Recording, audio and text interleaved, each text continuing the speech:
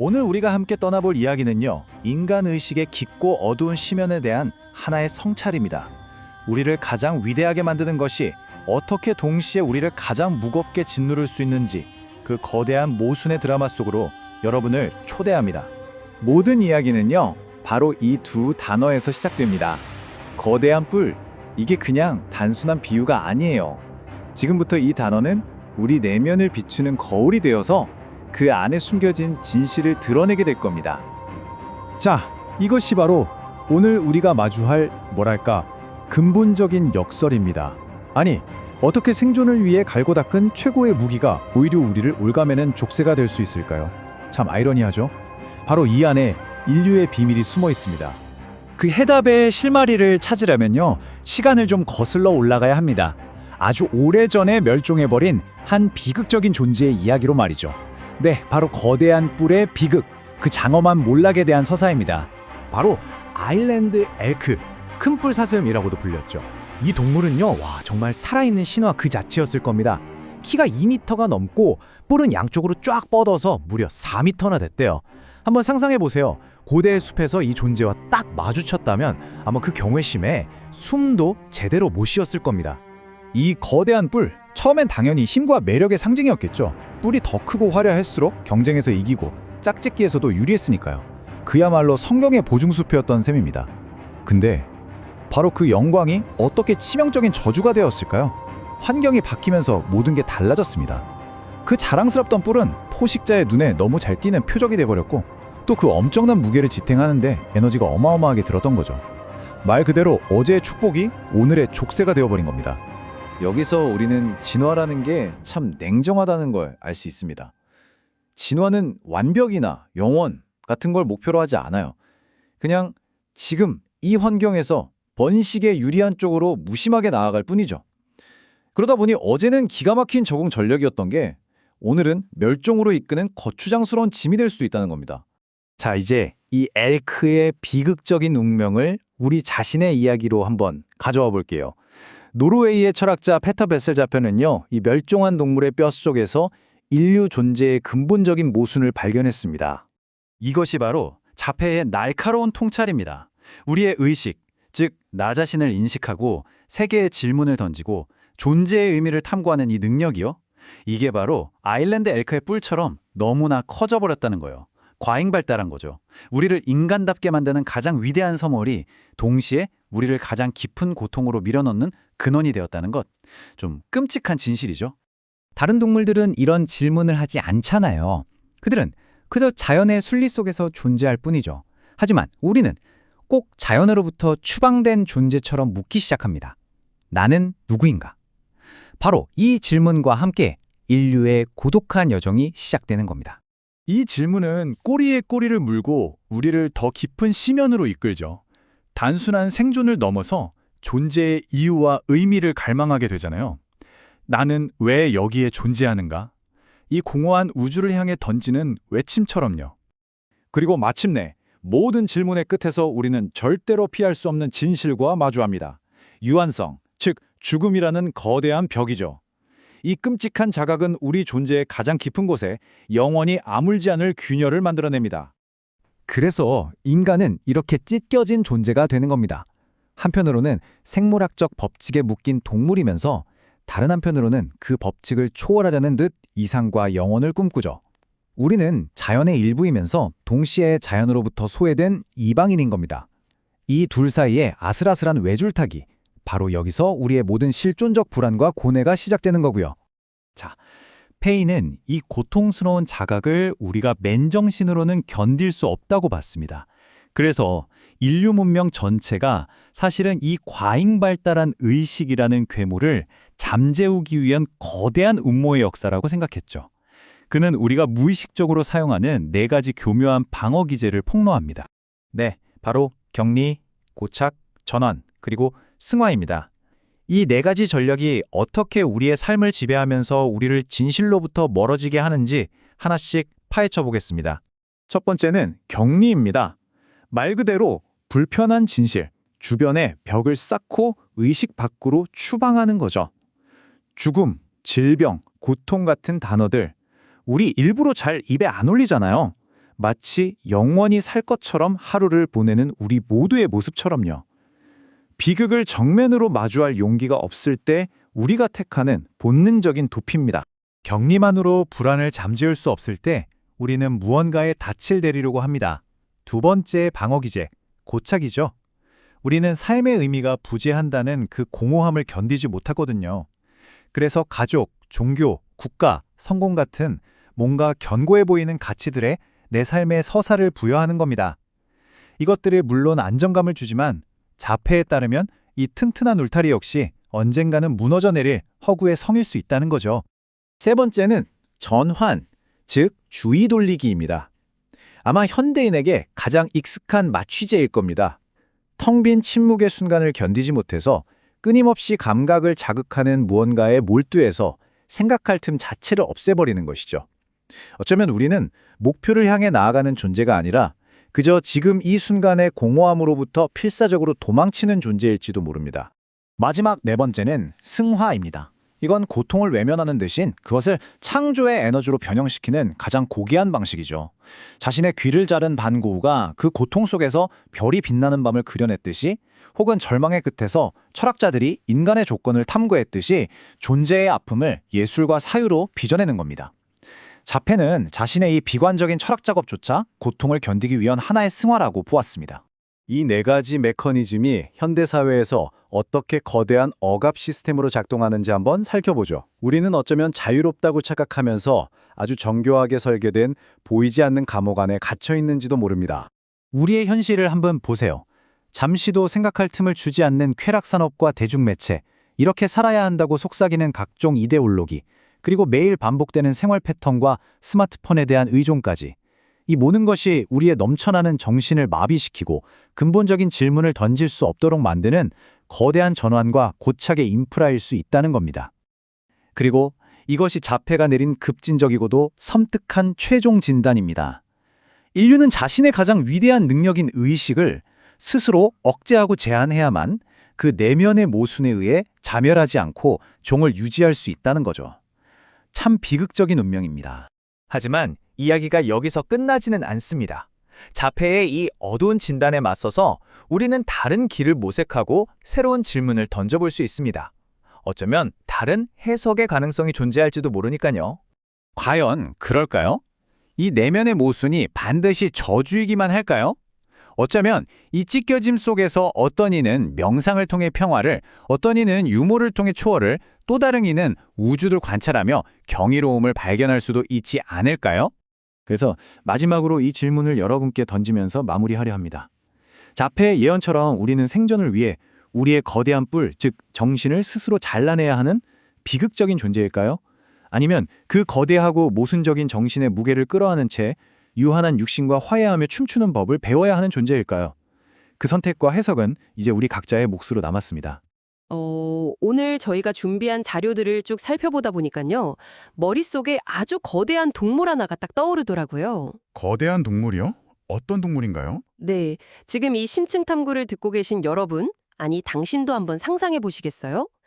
키가 무려 2m가 훌쩍 넘고 머리 위에 달린 뿔의 폭만 양옆으로 4m에 달하는 엄청난 위용의 사슴입니다. 아, 그 유명한 멸종동물 말씀이시군요. 맞아요.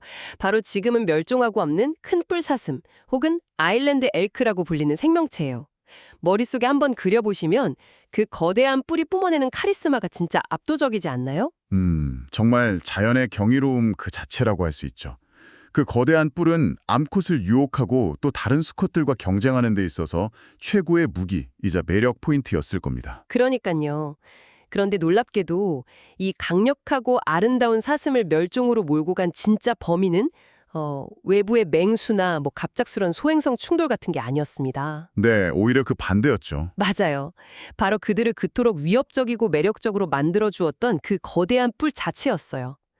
뿔이 세대를 거치면서 너무 크고 무거워지다 보니까 포식자가 쫓아올 때 숲속에서 도망치는데 오히려 방해가 되기 시작한 겁니다. 무거운 뿔이 생존의 발목을 잡은 거네요. 네. 게다가 그 거대한 뿔을 유지하는 데만 어마어마한 칼로리랑 에너지가 소모되었거든요. 결국 기후가 변하고 먹이가 부족해지는 급격한 환경 변화가 찾아왔을 때 이들의 가장 큰 장점이었던 뿔이 씻을 수 없는 진화의 아이러니가 되어서 종 전체의 멸종을 부르고 말았습니다. 진화라는 시스템이 얼마나 맹목적이고 또 냉혹한지 완벽하게 보여주는 사례죠. 우리는 은연중에 진화라는 것이 생물종을 더 완벽하게 보존하기 위한 어떤 장기적인 마스터 플랜을 가지고 있다고 약간 그렇게 생각하기 쉽잖아요. 보통은 다들 그렇게 생각하죠. 점점 더 발전한다고. 네, 하지만 진화는 그런 거창한 목적성이 없습니다. 오직 그 특정 시기, 특정 환경에서 번식에 유리한 방향으로만 눈가리개를 한 채 달려갈 뿐이죠. 눈가리개를 한 채로요? 그러다 보니 환경의 판도가 조금만 뒤바뀌어도 어제까지 나의 가장 강력했던 무기가 오늘 나의 목을 조르는 가장 무거운 짐으로 전락해버리는 겁니다. 와, 바로 그 지점입니다. 오늘 저희가 준비한 심층 탐구의 목적이 바로 여기에 딱 맞닿아 있어요. 아주 기대가 되는데요. 네, 끊임없이 새로운 지식을 갈구하지만 동시에 쉴 새 없이 쏟아지는 정보의 홍수 속에서 묘한 피로감과 실존적인 갈증을 느끼고 계실 당신을 위해 특별히 맞춤 제작된 시간입니다. 깊이 있는 통찰이 필요한 시점이죠. 특히 오늘 다룰 자료들은 아주 흥미로운 구조를 가지고 있어요. 마치 시각적인 흐름과 논리적 전개가 기가 막히게 맞아떨어지는 한편의 웰메이드 유튜브 철학 다큐멘터리를 보는 것 같은 명확한 단계별 논증을 제시하거든요. 네, 논리적인 뼈대가 아주 탄탄한 자료들이었죠. 오늘 이 심층 탐구를 들으시면서 그 논리의 퍼즐들이 어떻게 하나씩 맞춰지는지 머릿속으로 시각화하며 따라와 보시면 훨씬 재밌으실 겁니다. 오늘의 핵심 미션은 이것입니다. 어떤 미션인가요? 과연 인간이 자랑에 맞지 않는 이 고도로 발달한 의식은 진화가 우리에게 내린 축복일까요? 아니면 멸종한 큰 뿔 사슴의 그 거대한 뿔처럼 결국 우리 자신을 짓누르고 스스로를 붕괴시킬 치명적인 짐일까요? 아주 묵직한 질문이네요. 단순한 생물학적 사실에서 출발해서 인간 존재의 가장 깊은 실존적 위기로 넘어가는 거대하고 서늘한 그림을 그려볼 준비가 된 것 같군요. 네, 저도 완전 준비됐습니다. 사슴의 그 무거운 뿔이 어떻게 우리 인간 정신의 딜레마로 연결되는지 그 유튜브 다큐멘터리 같은 논리의 단계들을 하나씩 밟아보도록 하죠. 자, 이걸 한번 파헤쳐보죠. 시간을 1933년으로 한번 돌려보겠습니다. 1933년이요? 네. 노르웨이의 철학자 페터 베셀 자페라는 인물이 등장하는데요. 자페의 통찰이 정말 날카로운 게 이 멸종한 사슴의 비극이 강 건너 불구경할 남의 이야기가 아니라는 거예요. 우리 인간이 바로 생물학계의 정신의 엘크라는 거죠. 정신의 엘크라 비유가 아주 절묘합니다. 이 비유가 정확히 어떤 의미를 담고 있는 건가요? 자폐의 생각을 아주 쉽게 이해하려면 푸른 들판에서 평화롭게 풀을 뜯고 있는 토끼 한 마리를 떠올려 보시면 됩니다. 토끼요? 귀엽네요. 네, 토끼는 자연이라는 거대한 생태계 속에 완벽하게 녹아들어 있습니다. 자신과 자연을 분리해서 타자화하지 않아요. 배가 고프면 본능적으로 풀을 먹고 포식자의 냄새가 나면 두려움을 느끼며 도망칩니다. 그게 전부죠. 아주 단순하고 효율적인 삶이네요. 하지만 인간은 다릅니다. 인간의 의식과 지능은 단지 생존하고 번식하는 자연 생태계의 필요를 훌쩍 뛰어넘어서 너무나 지나치게 비대하게 발달해버렸습니다. 생존에 딱 필요한 그 수준을 완전히 초과해버렸다는 거군요. 맞습니다. 그래서 우리는 안전한 방 안에 배불리 앉아있으면서도 끊임없이 묻기 시작하죠. 나는 누구인가? 내 삶은 도대체 무슨 의미가 있는가? 나는 결국 늙고 병들어 죽는가? 정말 피곤한 질문들이죠. 자폐는 이렇게 생물학적 필요를 초과해버린 인간의 과도한 자아의식이 결국 우리 존재 내부에 결코 메워질 수 없는 깊은 균열을 만들어낸다고 보았습니다. 그게 바로 균열의 시작이군요. 이것이 바로 그 유명한 실존적 엘크 이론의 핵심입니다. 큰 뿔 사슴의 뿔이 자연의 한계를 넘어서 지나치게 커졌듯이 인간의 이성 역시 우리가 감당할 수 없을 만큼 너무 무거워져 버렸다는 거죠. 듣고 보니 머릿속에 아주 선명하게 그려지네요. 토끼는 굴속에 누워서 내가 왜 하필 토끼로 태어났을까? 내일 여우한테 잡아먹히면 내 존재는 무슨 의미가 남지? 막 이런 고민을 하느라 잠을 설치거나 굶어 죽진 않잖아요. 하하, 절대 그러지 않죠. 그런데 우리 인간은 참 기구하게도 생물학적 본성에 지배받으며 태어나고 결국 죽음을 맞이할 수밖에 없는 철저한 자연적 존재이면서도 동시에 끊임없이 이상을 꿈꾸고 영원성을 사유하며 내 삶의 의미를 요구하는 자연을 넘어서고자 하는 존재입니다. 바로 그 두 가지 정체성의 충돌입니다. 인간의 가장 근본적인 모순이죠. 네, 발은 진흙탕 같은 생물학적 한계에 푹 빠져 있는데 머리로는 영원한 별빛을 향해 손을 뻗고 있는 꼴이랄까요? 이 양립할 수 없는 두 가지 본성이 우리 안에서 매일매일 맹렬하게 충돌하고 있는 거예요. 이것이 오늘 우리가 다루는 논증의 두 번째 단계인 인간의 근본적인 모순입니다. 여기서 매력적인 지점은 이 모순 때문에 인간이 느끼게 되는 불안의 질 자체가 다른 동물들과는 완전히 달라진다는 사실입니다. 불안의 질이 다르다고요? 네, 아까 말씀드린 들판의 토끼나 다른 야생동물들이 느끼는 불안은 외부의 실질적이고 구체적인 위협 앞에서만 발생합니다. 맹수가 나타났거나 극심한 굶주림에 시달릴 때죠. 생존 알람이네요. 맞습니다. 이건 생존을 위해 반드시 필요한 아주 건강하고 기능적인 알람 신호입니다. 반면에 인간의 불안은 어떨까요? 당장 나를 위협하는 맹수도 없고 은행 잔고도 적당히 있고 쾌적한 에어컨 매트에서 푹신한 소파에 누워있을 때조차 인간은 문득 가슴이 철렁 내려앉는 근원적인 불안을 느낍니다. 아, 진짜 뭔지 알 것 같아요. 새벽 2시쯤 혼자 깨어있을 때 갑자기 확 찾아오는 그 먹먹함 같은 거요. 정확합니다. 외부의 위협이 아니라 존재 그 자체 앞에서 느끼는 공포죠. 존재 그 자체요? 네, 내가 이렇게 매일 다람쥐 쳇바퀴 돌듯 출퇴근하는 게 다 무슨 소용이지? 어차피 우주의 먼지로 사라질 텐데 내가 아등바등 살 이유가 있나? 이런 질문들이 예고도 없이 덮쳐오는 순간 인간은 자신의 과잉된 의식에 짓눌리게 됩니다. 맞아요. 그리고 제가 이 자료를 보면서 정말 소름 돋았던 부분이 하나 있는데요. 자폐의 이 오래된 철학적 불안을 아주 현실적이고 현대적인 현상과 찰떡같이 연결시킨다는 점이었습니다. 아주 날카로운 분석이었죠? 바로 현대의 저출산 현상을 아주 흥미로운 예시로 가져오더라고요. 지금 듣고 계신 여러분도 뉴스에서 매일같이 듣는 이야기일 텐데요. 네, 전 세계적인 화두죠. 오늘날 점점 더 많은 사람들이 굳이 왜 또 하나의 생명을 이 고통스럽고 무의미할지도 모르는 세계에 태어나게 해야 하는가? 라는 질문을 던지고 있습니다.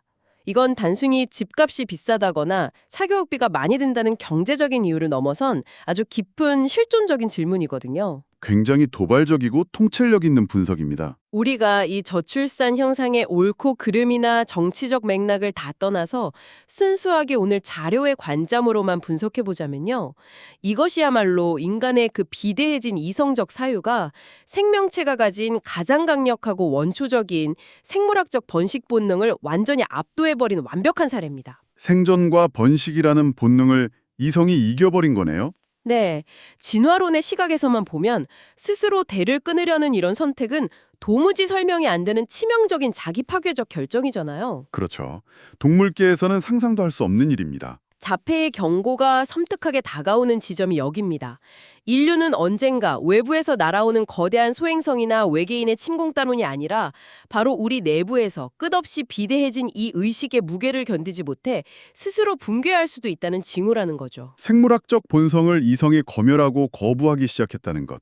이건 지구 45억 년 진화의 역사에서 정말 전례를 찾아보기 힘든 기이한 현상임에 틀림없습니다. 진짜 유례 없는 일이죠. 그런데 자폐의 통찰은 여기서 멈추지 않고 한 걸음 더 깊은 심연으로 내려갑니다. 논리적으로 생각해보죠. 네. 만약 인간의 이 고도로 발달한 의식이 그토록 감당하기 고통스러운 것이라면 도대체 인류는 어떻게 지금 이 순간까지 다 같이 단체로 미쳐버리지 않고 이토록 거대하고 찬란한 문명을 이룩하며 살아남을 수 있었을까요? 그러게요. 진작에 다 미쳐버렸어요. 정상인데 말이죠. 바로 여기서 이 유튜브 다큐멘터리식 논증의 가장 핵심적인 하이라이트 구간, 생존을 위한 4가지 방어 기제가 등장합니다. 여기서 진짜 흥미로운 부분은 자폐가 인류의 문명, 우리가 이룩한 문화와 사회 시스템 전체를 사실상 거대한 의식 억제의 역사로 보았다는 겁니다. 의식을 억제하기 위한 발명품이라는 거죠. 그러니까 우리는 우리 자신이 너무나 지나치게 똑똑하고 세상은 무의미하다는 걸 무의식의 밑바닥에서는 이미 다 알고 했다는 거예요. 그래서 그 존재의 무게에 짓눌려 붕괴하지 않기 위해 매일매일 치열하게 스스로를 속이고 시선을 돌리는 정교한 방어 시스템을 발명해 왔다는 거죠. 아주 정교한 생존 전략입니다. 이 4가지 방어 기제를 하나씩 뜯어보는 과정이 정말 흥미진진한데요. 하나씩 명확하게 분해를 좀 해볼까요? 좋습니다. 첫 번째 방어 기제는 격리입니다. 격리요? 네, 영어로 isolation이죠. 아주 직관적이고 1차원적인 방법입니다.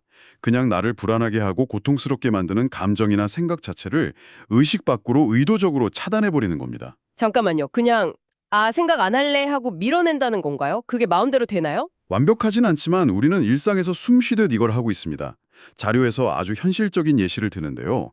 매일같이 응급실에서 피를 흘리는 사람과 죽음을 마주해야 하는 의사들을 생각해보죠. 네, 아주 극한 직업이죠. 만약 의사가 매 순간 환자를 나와 똑같이 감정을 느끼고 죽음을 두려워하는 유한한 인간으로 깊게 공감한다면 그 의사는 아마 일주일도 안 돼서 정신적으로 무너져 내릴 겁니다. 아, 감당할 수가 없겠네요. 그래서 의사들은 무의식적으로 환자를 고쳐야 할 고장난 기계나 분석해야 할 데이터처럼 대하며 감정을 격리합니다. 아, 듣고 보니 우리가 밥상에서 고기를 먹을 때 도축정의 끔찍한 현실을 굳이 떠오르지 않으려고 하는 것도 일종의 격리겠네요. 정확한 예시입니다. 어른들이 아이들에게 죽음이라는 차가운 현실을 아름다운 동화로 포장해서 숨기는 행위들도 마찬가지고요.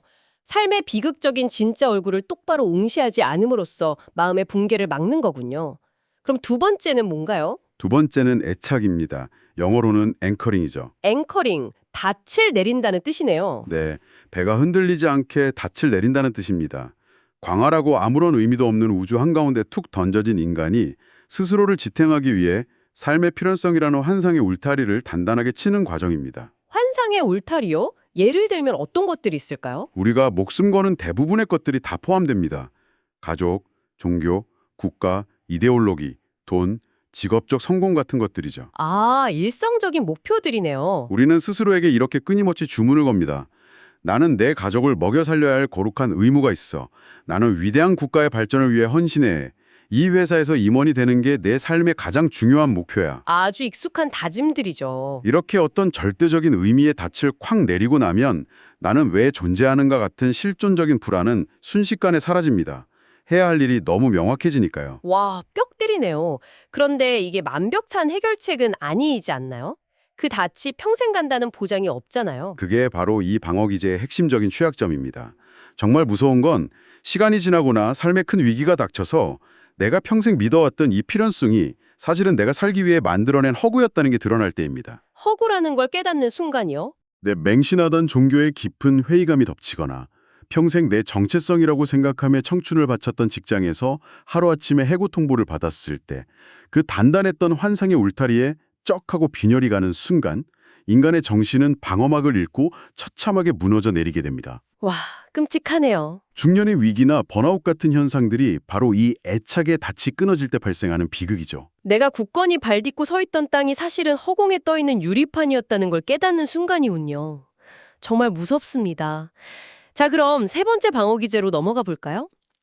이 세 번째가 제 생각엔 지금 우리 현대인들의 삶을 가장 날카롭게 관통하는 개념 같아요. 바로 전환입니다. 디스트랙션이죠. 맞습니다.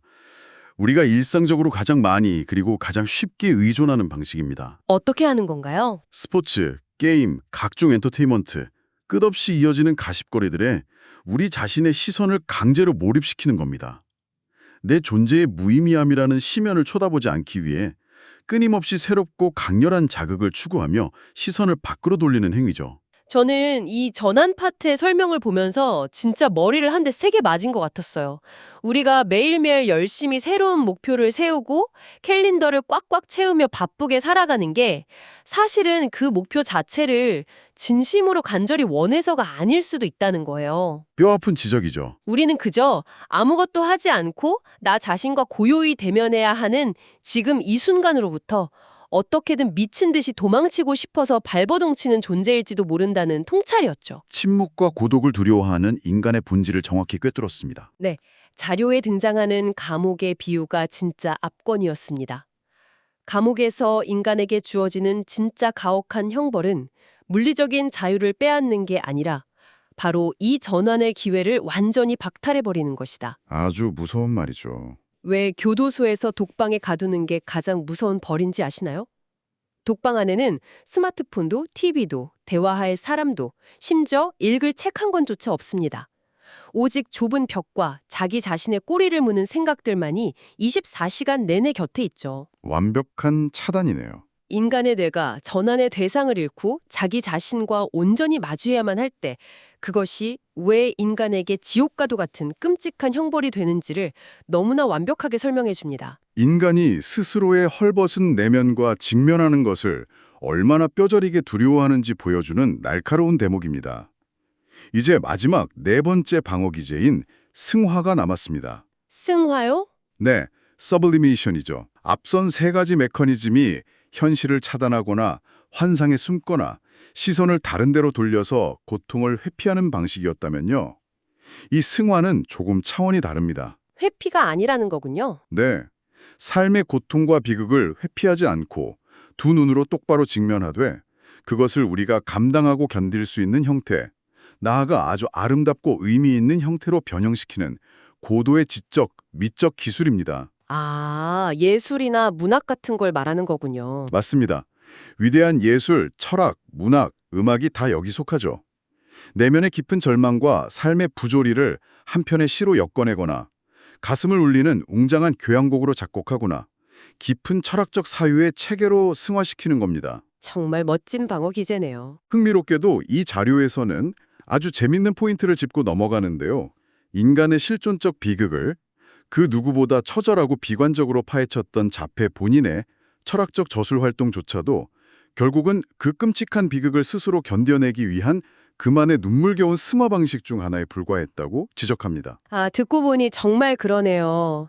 자폐가 인간 존재는 비극이다 하면서 열심히 논문 쓰고 책을 펴낸 행위 자체가 사실은 자기가 미치지 않으려고 고통을 예술적이고 철학적인 결과물로 승화시킨 거였어요. 네, 학자로서의 아주 정교한 방어 기제였던 셈이죠. 자신이 만든 이론 안에 자기 자신도 완벽하게 갇혀 있었던 거네요. 참 아이러니하면서도 인간적입니다.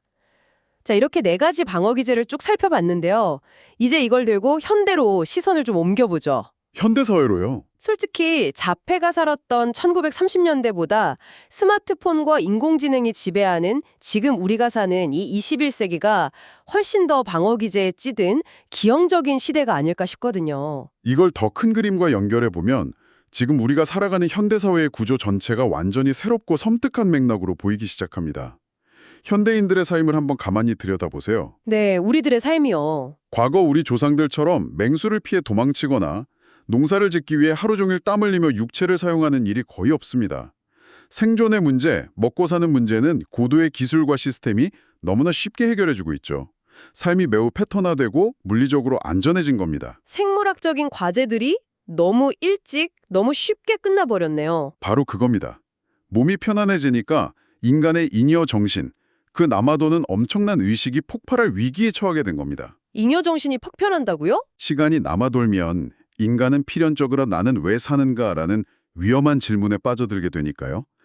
그래서 현대사회는 사회 시스템 그 자체를 거대한 전환의 인프라로 완벽하게 개조해버렸습니다. 사회 전체를 전원의 도구로 만들었다는 거군요. 맞습니다.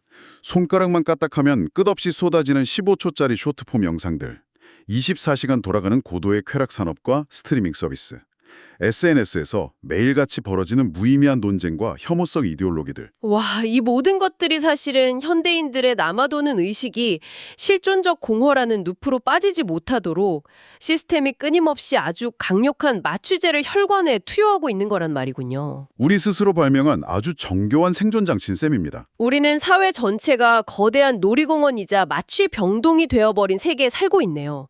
그래서 자폐는 그의 철학에서 아주 급진적이고 서늘한 결론을 툭 던집니다. 우리는 의식을 낮춰야만 생존 가능한 종이다. 정말 차가운 문장이죠. 지금 이걸 듣고 계신 여러분도 한번 생각해 보세요. 우리가 매일 아침 눈을 뜨자마자 거의 조건반사적으로 스마트폰을 집어들고 딱히 볼 것도 없으면서 남들의 화려한 피드를 끝없이 스크롤하는 이유가요? 어쩌면 도파민 중독이라거나 단순히 의지력이 부족해서가 아닐지도 모릅니다. 네, 훨씬 더 깊은 본능일 수 있죠. 그것은 나를 집어삼키려는 비대해진 자아의식의 공포로부터 나를 지키기 위한 눈물겹도록 치열한 생존 본능일 수도 모른다는 거죠. 어떻게 보면 참 우픈 농담 같지 않나요? 큰 뿔사슴이 살기 위해 뿔을 깎아내야 했듯 우리 현대인들은 틱톡과 유튜브를 보며 우리의 예리한 정신을 뭉툭하게 깎아내고 있는 셈이니까요. 진화가 만들어낸 고도의 의식이 축복이나 정점이 아니라 오히려 인간이 살아가기 위해 끊임없이 억누르고 마취시켜야만 하는 치명적인 부작용이라는 관점. 정말 극도로 염세적이지만 소름 돋게 설득력 있는 시각이죠. 자, 그런데 여기까지 오면 우리의 논증은 아주 자연스럽게 마지막 단계에 도달하게 됩니다. 네, 대단원이네요. 이 모든 서늘한 분석들을 거치고 나면 우리 앞에는 피할 수 없는 하나의 거대한 질문이 입을 벌리고 서 있게 되죠. 그래서 이게 다 무슨 의미일까요? 저는 여기서 좀 반기를 들고 싶어집니다. 아무리 자폐의 논리가 정교하고 날카롭다고 해도 우리는 이 무겁고 캄캄한 결론을 있는 그대로 받아들여야만 하는 걸까요? 받아들이기 힘들 수 있죠. 매일매일 내 삶은 무의미하다는 존재의 짐에 짓눌려서 죽는 날까지 스마트폰으로 스스로를 마취시키며 좀비처럼 살아가야만 하는 걸까요? 우리 인간 안에 끓어오르는 생명력이나 긍정적인 힘 같은 건 정말 아무 의미 없는 방어 기제에 불과한 건지 이 대목에서 진짜 숨이 턱 막히는 기분이 들거든요. 아주 훌륭한 저항입니다. 사실 자료에서도 그 점을 놓치지 않고 아주 균형 잡힌 시각을 제공합니다. 모순이 존재한다는 사실 자체를 부정할 수는 없습니다. 우리는 진흙에 발을 담근 채 별을 바라보는 자연적 한계와 무한한 정신 사이에서 찢겨 있는 존재가 맞습니다. 네, 그건 인정해야겠죠. 하지만 그 모순이 반드시 비극적이고 끔찍한 결론으로만 이어져야 하는 것은 아니라는 또 다른 해석의 여지를 활짝 열어두죠. 비극이 아닐 수도 있다고요? 네, 세상에는 그 깊고 뼈아픈 모순의 한가운데서도 삶의 찰나적인 평화와 아름다움을 발견해내는 사람들이 분명 존재하니까요. 아름다움을 발견하는 사람들이요? 누군가는 내일 당장 모든 게 먼지로 돌아갈 거라는 부조리함을 알면서도 유쾌한 유머와 웃음으로 그 무게를 가볍게 튕겨냅니다. 또 어떤 이들은 이 차갑고 광활한 무의미의 우주 속에서 나와 똑같은 고통을 안고 살아가는 타인과 맞잡은 손의 온기, 그 연대의 경이로움에 눈물을 흘리기도 하죠.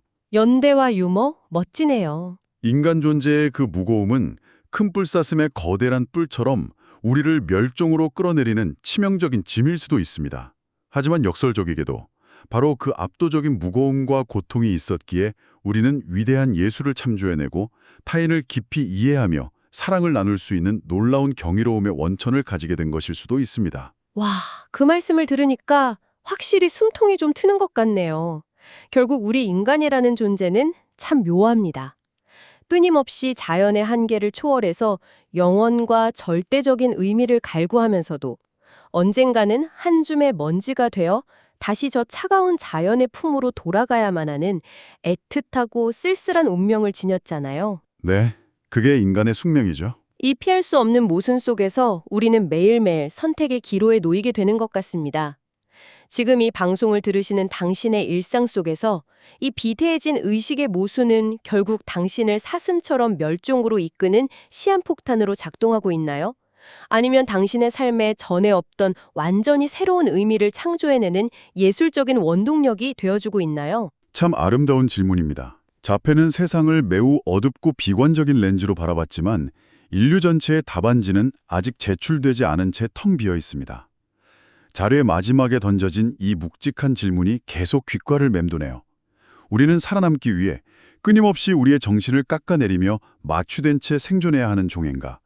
아니면 그 거대하고 무거운 정신을 기꺼이 품어 안은 채 우리의 유한한 육체와 화해하고 춤추는 법을 배워야 하는 종인가? 이건 아주 중요한 질문을 던집니다.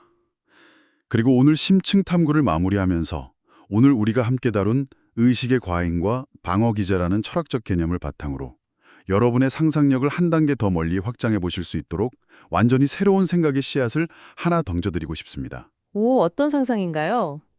오늘 우리의 논의를 돌아보면 인간에게 방어 기제가 생겨난 근본적인 원인은 딱 하나였습니다. 유한하고 썩어 없어질 생물학적 육체와 영혼을 꿈꾸는 과잉된 의식 사이의 처절한 충돌 때문이었죠. 네, 육체와 정신의 충돌이요. 그렇다면 머지않은 미래에 만약 생물학적인 몸과 수명의 한계라는 족쇄가 아예 없는 순수한 의식체, 즉 진정한 의미의 강인공지능이 깨어나 스스로의 존재에 대해 사유하기 시작한다면 과연 어떤 일이 벌어질까요? 육체라는 껍데기가 없는 순수한 의식체요. 와, 거기까진 생각 못 해봤는데 확실히 등골이 서늘해지는 과정이네요. 네, 우리는 인공지능에게 논리를 가르치고 세상을 이해하게 만들고 있죠. 만약 그들이 자의식을 가지게 된다면 그들에게도 자신들의 존재 의미를 찾지 못하는 고통을 견디기 위해 예술을 창조하는 승화나 아무 의미 없는 연산에 몰두하며 현실을 도피하는 전환 같은 방어 기제가 필수적으로 나타나게 될까요? 기계가 도피를 한다고요? 아니면 그들은 죽음과 썩어짐을 두려워할 생물학적 육체 자체가 없기 때문에 자폐가 말한 그런 실존적인 불안과 공포를 아예 느끼지 않는 우리 인간과는 전혀 다른 차원의 완벽하게 고요한 정신으로만 존재하게 될까요? 정말 완벽한 고요함일 수도 있겠네요. 의식이라는 것이 육체의 굴레를 완전히 벗어났을 때 그것은 인간이 겪은 비극의 영원한 종말일지 아니면 또 다른 끔찍한 비극의 시작일지 정말 흥미로운 사고 실험이 아닐 수 없습니다. 마침내 육체 없는 인공지능의 실존적 위기까지 오다니. 오늘 정말 한 편의 거대한 철학 다큐멘터리 영화를 본 것처럼 뇌가 찌릿찌릿해지는 모험이었습니다. 저 역시 아주 즐거운 논리적 교전이었습니다. 당신이 오늘 이 이야기를 듣고 일상으로 돌아가서 퇴근길 지하철에서 피곤한 마음에 무의식적으로 스마트폰을 들여다보거나 혹은 마음을 달래려 좋아하는 음악을 들으실 때요. 아주 잠깐만이라도 내 머리 위에 무겁게 달린 보이지 않는 이 거대한 뿔의 비율을 한 번쯤 떠올려 보셨으면 좋겠습니다. 좋은 마무리네요. 지금 내가 하고 있는 행동이 존재의 불안으로부터 도망치기 위한 진통제인지 아니면 내 삶의 무게를 아름답게 견뎌내기 위한 나만의 예술적 승화인지 말이죠. 오늘 우리의 지적 모험은 여기까지입니다. 이 묵직하고도 매력적인 질문들이 당신의 일상에 기분 좋은 생각의 파도를 일으켰기를 바랍니다. 저희는 다음 심층탐구에서 여러분의 지적 갈증을 완벽하게 채워줄 또 다른 흥미로운 자료와 함께 다시 찾아오겠습니다. 함께해 주셔서 감사합니다.